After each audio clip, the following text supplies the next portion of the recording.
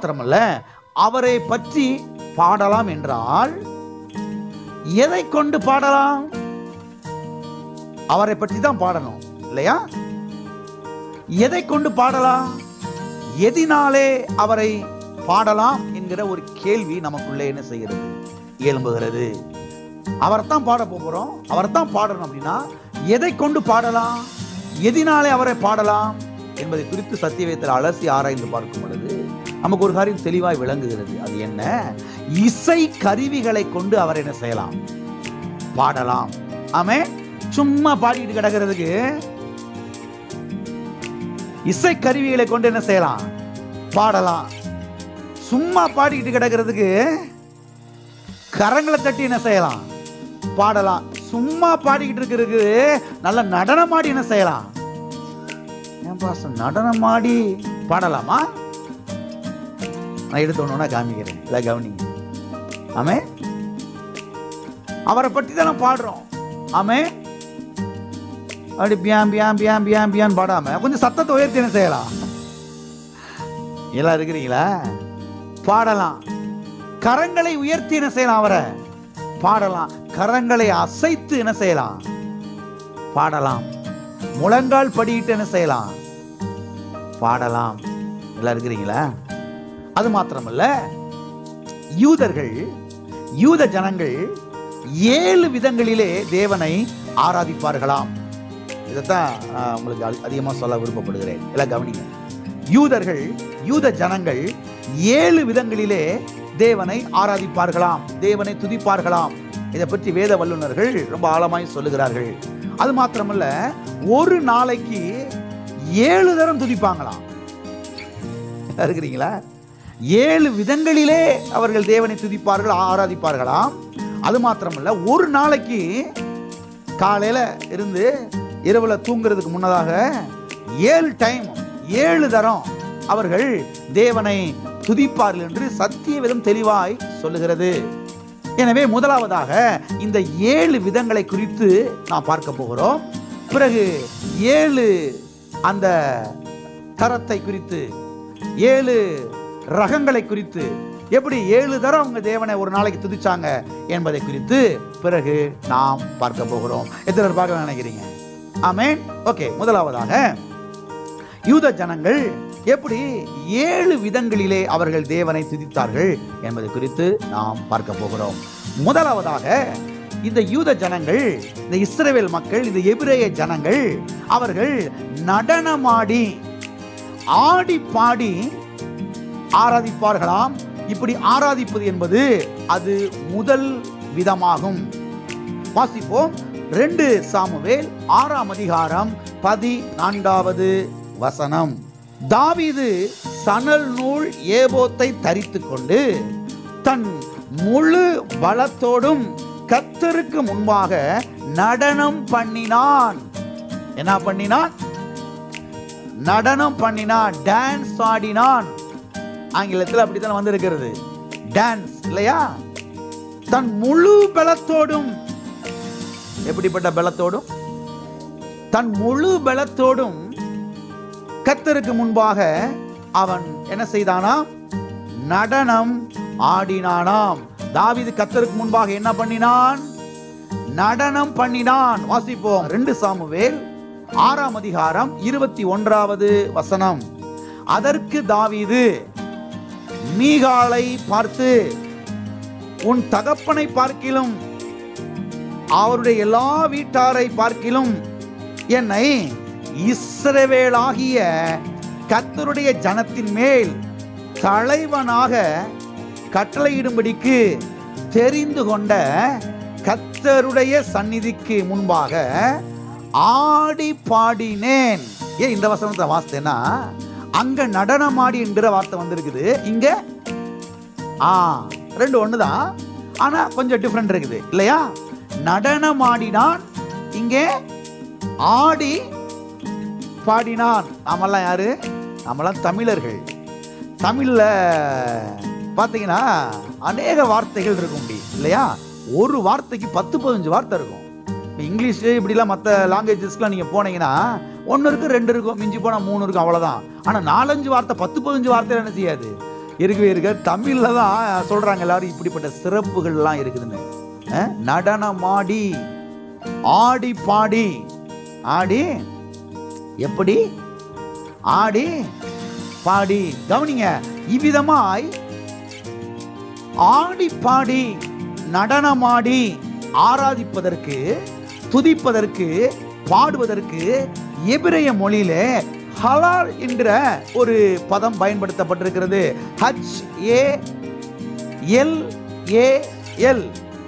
ஹலால், HALAL, ஹலால் என்கிற ஒரு எபிரேய பதம் பயன்படுத்தப்பட்டிருக்கிறது. ஹலால் என்றால் என்ன அர்த்தம்? ஹலால் என்றால் என்ன பொருள்? ஆடி பாடுவது, நடனமாடி கர்த்தரை துதிப்பது என்று அர்த்தம். சில வேளைகளிலே நாம் நம்முடைய ஆண்டவருக்கு முன்பாக இவ்விதமாய் ஆடி பாடி நடனமாடி துதிப்பது நல்லது, ஆராதிப்பது நல்லது. எத்தனை பேர் நல்லது சொல்றீங்க? ஏன் என்று சொன்னால், இது நமக்கு லாபத்தை கொண்டு வரும், இது நமக்கு வெற்றியை கொண்டு வரும், இது நமக்கு வாழ்வை கொண்டு வரும், இது நமக்கு உயர்வை கொண்டு வரும். அநேக பிரச்சனைகளை சந்திக்கிறோம், அநேக பிரச்சனையின் ஊடாக நாம் செல்லுகிறோம். இப்படிப்பட்ட வேளையிலே நாம் வீட்டுக்கு வந்து கதவை பூட்டிட்டு அந்த மாதிரி பாடலெல்லாம் போட்டு விட்டு நாமளும் சேர்ந்து பாடி கர்த்தர் என்ன செய்யலாம்? ஆடலாம். நல்லா கவனிங்க, யார் வீட்டுக்குள்ள இருக்க மாட்டாங்க இல்லையா? நம்ம மட்டும் தானே இருப்போம் ரூமுக்குள்ள. நல்லா டான்ஸ் ஆடி என்ன செய்ய வேண்டியதான். நாங்களாம் சிறு வயசுல சர்ச்சிலே டான்ஸ் ஆடி பாடுறது. அப்படிப்பட்ட ஒரு வாஞ்ச கர்த்தர் மேல, அப்படிப்பட்ட ஒரு தாகம் கர்த்தர் மேல, ஒரு பசி கர்த்தர் மேல. ஞாயிற்றுக்கிழமை ஆராதனையில சபையிலேயே நின்று பாடல்களை பாடி இப்படி ஆடுற பழக்கங்கள்லாம் உண்டு. இப்போ இந்த ட்ரெஸ்ஸஸ் எல்லாம் போட்டு நிற்கி இந்த பிரசங்கம் பண்ணுறதுனால என்ன செய்ய முடியல. ஆனால் அங்கே என்னை இறக்கி விட்டீங்கன்னா ஆடிடுவேன். அங்கே இறக்கி விட்டு அங்கே நின்று இங்கே ஒருத்தர் பிரசங்கம் பண்ணி இங்கே ஒருத்தர் பாடலில் பாடி ஆறாறு நடத்தி நான் அங்கே நின்று கண்டிப்பாக என்ன செய்வேன்? நல்லா டான்ஸ் ஆடி நடனம் ஆடி என்ன செய்யலாம்? கர்த்தரை ஆராதிக்கலாம். சில விசுவாசிகள் உடம்ப அசைக்க கூட மாட்டாங்க, அப்படியே குத்துக்கல் மாதிரி இருப்பாங்க. எப்படி? என்ன கல்லு? ஒரு இடி இடிச்சா கூட வரைச்சுக்கிட்டு என்ன செய்யறது? ரொம்ப நிக்கிறது. அதன்னா ஆடுறது பாடுறது. அப்பா என்ன அது? ஆடுங்க, ஆடி கர்த்தரை ஆராதிக்கணும். இடி இடிச்சா கூட நம்மள ஒரு முறை முறைக்கிறது. வேற யாராவது சபைக்குள்ள நல்லா டான்ஸ் ஆடி கர்த்தரை ஆராதிச்சாங்கன்னா அவங்கள ஒரு மாதிரியா பாக்குறது. மேலையும் கீழையும் இல்ல இருக்கிறீங்கன்னா என்ன ஒரு மாதிரி எல்லாரும் பாக்குறீங்க. ஏன்பா நல்லா நடனம் ஆடி கர்த்தரை ஆராதிக்கலாம்ல, வேத வசனம் போதிக்குதுல அப்படின்னு கேட்டா வெக்கமா இருக்கு பிரதர், சங்கடமா இருக்கு பிரதர், ஒரு மாதிரியா இருக்கு பிரதர், நம்மள ஒரு மாதிரியா பார்த்துட்டாங்க. என்ன ஒரு மாதிரியா பார்க்க போறாங்க? இங்க இருக்கிற எல்லாருமே ஆண்டவருடைய பிள்ளைங்க தான். எல்லாம் இருக்கிறீங்களா? இங்க எல்லாருக்குமே ஆண்டவருடைய பிள்ளைங்க தான். யாரும் ஒரு மாதிரி என்ன செய்ய மாட்டாங்க, உங்களை பார்க்க மாட்டாங்க. இன்னொரு விஷயத்தை சொல்றேன் கவனிங்க. நீங்க நடனம் ஆடி கர்த்தரை ஆராதிக்கும் போகும்போது மற்றவங்க உள்ளத்துல தீய பொருத்தி விடுறீங்க, தீய பத்த வச்சு விடுறீங்க. எந்த தீய? நீ ஏன் டான்ஸ் ஆடி கர்த்தரை ஆராதி. எல்லாம் இருக்கிறீங்களா? எல்லாருமே அப்படியே அமைதி நின்னோம்னா நல்லா இருக்கேன். எங்க தெரியுமா ரொம்ப அமைதியா சைலண்டா இருக்கும்? எங்க? கல்லறை தோட்டம். எங்க? சுடுகாடு. அதுதான் ரொம்ப அமைதியா இருக்கு. ஏன்னா அங்க எல்லாரும் என்ன செய்யறாங்க? மண்ணுக்குள்ள இருக்கிறாங்க. யாரும் பாட மாட்டாங்க, ஆட மாட்டாங்க, துதிக்கலாம் மாட்டாங்க. ஆனா சபை வந்து கல்லறை தோட்டம் கிடையாது. சபை வந்து உயிர் உள்ள ஒரு இடம். ஆமே, இங்க நல்ல நடனம் ஆடி என்ன செய்யலாம்? நல்லா சந்தோஷம், உற்சாகம், உடம்பெல்லாம் அசைச்சு இருக்கிறீங்களா? போயிட்டீங்களா? மருத்துவர்கள் சொல்லுகிறார்கள், நல்ல கரங்களை தட்டி பாடுறவங்களுக்கு ஹார்ட் அட்டாக்கே வராதான். உங்களுக்கு தெரியுமா? உண்மையாவேங்க, நீ எந்த டாக்டர் வேணா போய் கேட்டு பாருங்க. நல்ல கரங்களை தட்டுறவங்களுக்கு எது வராதான்? ஹார்ட் அட்டாக் வராது. ஹார்ட் அட்டாக் வந்தவங்கள உடனே வேகமாக உள்ளங்கை போட்டு தேய்ப்பாங்க, சூடு ஏற்றுவாங்க, டப்பு டப்பு டப்புன்னு அடிப்பாங்க. எதுக்குன்னு மறுபடியும் ஹார்ட்டு வேலை செய்கிறதுக்கு. நான் சொல்கிறேன், ஒவ்வொரு முறையும் கர்த்தரை ஆராதிக்கும் போது நல்லா கரங்களை தட்டி நல்லா உடம்பு அசைச்சு ஆடுனா என்ன வராது? என்ன வராது? ஹார்ட் அட்டாக் வரக்கூடாதுன்றதுக்காக கரங்களை தட்டிலாம் பாட வேணாம். உண்மையாகவே கரங்களை தட்டி என்ன செய்யுங்க, பாடுங்க. பக்கத்தில் கைப்பிடி சொல்லுங்க. நல்ல கரங்களை தட்டி உடம்பெல்லாம் அசைச்சு நடனமாடி கர்த்தருக்கு முன்பாக பாடி துதிங்க. அது உங்களுக்கு லாபத்தை கொண்டு வரும், அது உங்களுக்கு ஆசீர்வாதத்தை கொண்டு வரும், அது உங்க வாழ்க்கையில வெற்றியை கொண்டு வரும், அது உங்க வாழ்க்கையில உயர்வை கொண்டு வரும். ஆமென். ஆகவே கர்த்தருக்கு முன்பாக ஆடுவதிலே வெட்கப்படக்கூடாது. கர்த்தருக்கு முன்பாக ஆடுவதில் என்ன வெட்கம்? கர்த்தருக்கு முன்பாக நடனம் ஆடுவதில் என்ன சங்கடம்? கர்த்தருக்கு முன்பாக நம்மை தாழ்த்துவதிலே என்ன இது? கர்த்தருக்கு முன்பாக தாழ்த்த நாம் என்ன செய்ய வேண்டும்? கற்றுக்கொள்ள வேண்டும். ஆமென். வாசிப்போம். 1 நாளாகமம் 13ஆம் அதிகாரம் 8வது வசனம். தாவீதும் சகல இஸ்ரவேலரும் தங்கள் முழு பலத்தோடும் தேவனுக்கு முன்பாக சுரமண்டலங்களையும் தம்பூர்களையும் மேளங்களையும் கைத்தாளங்களையும் பூரிகைகளையும் சேவித்து மகிழ்ச்சியாய் ஆடி பாடினார்கள். மகிழ்ச்சியாய் ஆடி பாடினார்கள். தாவீதும் இஸ்ரவேல் ஜனங்களும், யாரும் தாவீதும் இஸ்ரவேல் ஜனங்களும் மியூசிக் இன்ஸ்ட்ருமெண்ட் எல்லாம் கொண்டு வந்து வச்சு என்ன மாதிரி இருக்குங்க, நூற்றுக்கணக்கான மியூசிக் இன்ஸ்ட்ருமெண்ட்டை கொண்டு வந்து வச்சு இசையை இசைத்து இஸ்ரவேல் ஜனங்களும் தாவீதும் மகிழ்ச்சியாய் என்ன செய்கிறார்கள்? ஆடி பாடுகிறார்கள். வாசிப்போம். 2 சாமுவேல் 6ஆம் அதிகாரம் 5வது வசனம்.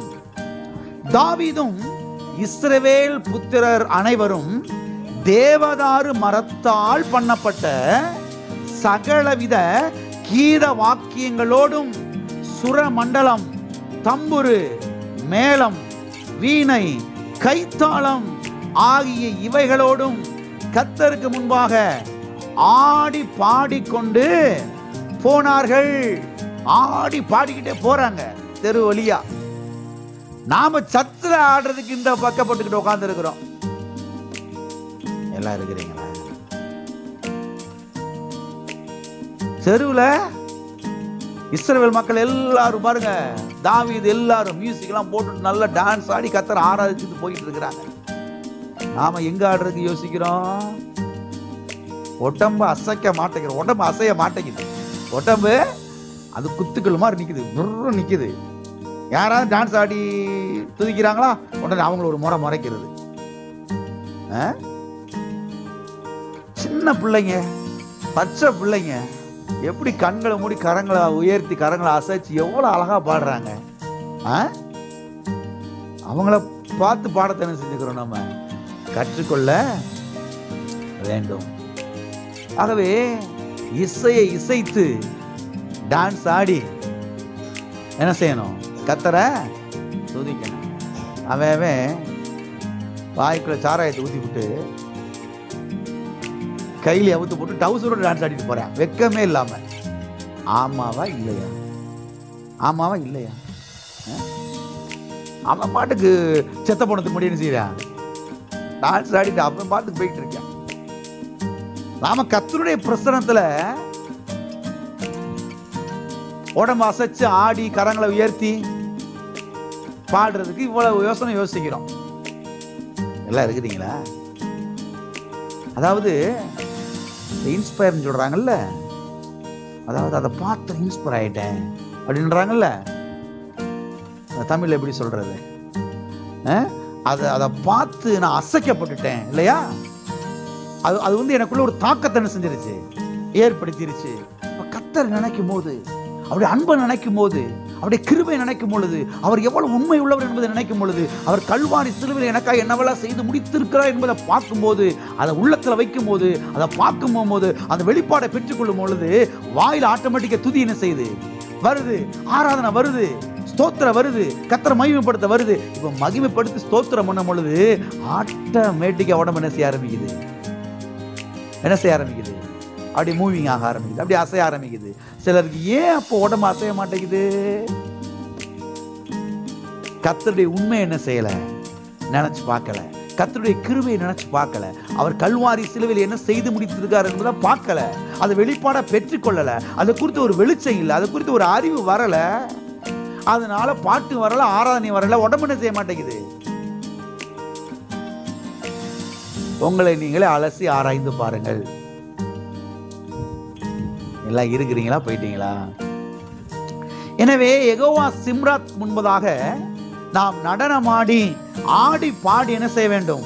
துதிக்க வேண்டும். இவ்விதமாய் நாம் துதிக்கும் பொழுது இது நமக்கு ஆசீர்வாதத்தையும் செழிப்பையும் சரீர சுகத்தையும் வெற்றியையும் வளமை வாழ்வையையும் உயர்வையையும் நம்முடைய வாழ்க்கையில் என்ன செய்யும்?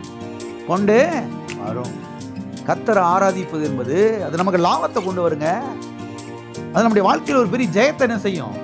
கொண்டு வரும். நல்ல நடனம் ஆடி கர்த்தரை ஆராதிச்சு துதிச்சு பாருங்க, எல்லா டயர்டும் போயிடும், எல்லா சோர்வும் போயிடும், எல்லா கவலையும் போயிடும், எல்லா பாரங்களும் போயிடும். இது எத்தனை பேர் அனுபவிச்சிருக்கீங்கன்னு தெரியல. சில சமயங்கள்ல நான் ஜெபம் பண்ண போகும்போது திருப்பி ஜெபம் பண்ணிட்டு முடிச்சுட்டு வர்றதுக்கு மனசு வராது. அப்படிலாம் அனுபவிச்சிருக்கிறேன் பல வருஷங்களா. போய் உட்காந்து ஜெபம் பண்ணிட்டு கர்த்தரை ஆராதிச்சுட்டு முடிக்கணுமே, டைம் ஆச்சு, வேற ஒரு ஒர்க் இருக்குது, அதுக்காக முடிக்கணுமேன்றதுக்காக தான் முடிக்க வேண்டியதாயிருதே தவிர, ஆனால் எந்திரிச்சு வர்றதுக்கு மனசே அவ்வளவு அருமையான ஒரு நேரம். எல்லாம் இருக்கிறீங்களா? எல்லா கவலைகள், எல்லா பாரங்கள், வேதனைகள் எல்லாம் போயிடுது, எல்லா சோர்வுகள் போயிடுது, எல்லா டென்ஷன்ஸ்லாம் குறைஞ்சிருது. எல்லாம் இருக்கிறீங்களா? நான் சொல்றேன், உங்க சரீரம் நல்லா ஏங்க ஆரம்பிச்சிடும். நல்ல நடனமாடி விடுதலையோடு கர்த்தரை ஆராதிங்க. உங்க சரீரமே நல்லா ஃபங்க்ஷனாக ஆரம்பிச்சிடும். சல்லி காசு இல்லாம சுகத்தை பெற்றுக்கலாம். ஆமென். எல்லாம் இருக்கிறீங்களா?